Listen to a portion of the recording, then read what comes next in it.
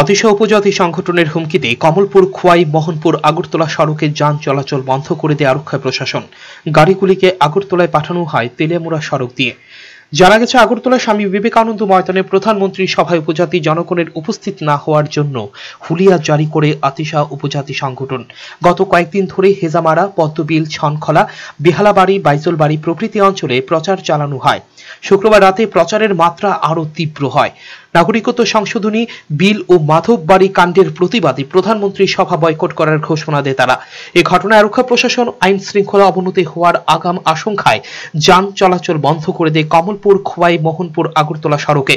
শুনে নেওয়া যাক খোয়াই থানার ভারপ্রাপ্ত কার্যকারক দেবানন্দ রিয়াং কি বলছেন।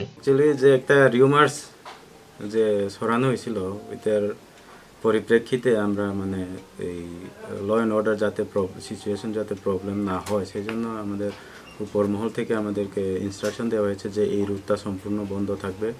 হ্যাঁ, বিশেষ করে যে মিছিলের গাড়িগুলোকে যাতে এই রাস্তা দিয়ে যেতে দেওয়া না হয়, এবং পাশাপাশি যে লোকাল গাড়ি যেগুলো আছে আর বিয়ের গাড়ি যেগুলো আছে ওগুলো আমরা দেখে সারি আর কি। আর যেসব গাড়ি মিছিলের গাড়িগুলোকে আমরা এই তেলিয়ামুড়ার দিকে আমরা কনভার্ট করে দিয়েছি, ওগুলা ওই মেইন রোড দিয়ে যাবে।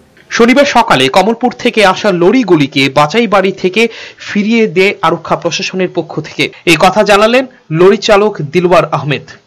মিটিং আছে, রাতের 9টা পরে গাড়ি ছাড়বো, আমরা ওখান থেকে ঘুরিয়ে দিতে বলছে, গাড়ি ওখান থেকে ঘুরিয়ে নিয়ে যাবো, আমরা গাড়ি ওখানে নিয়ে যাচ্ছি।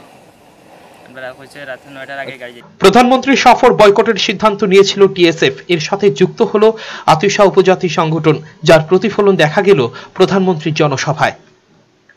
ব্যুরো রিপোর্ট, চ্যানেল 3 রাত।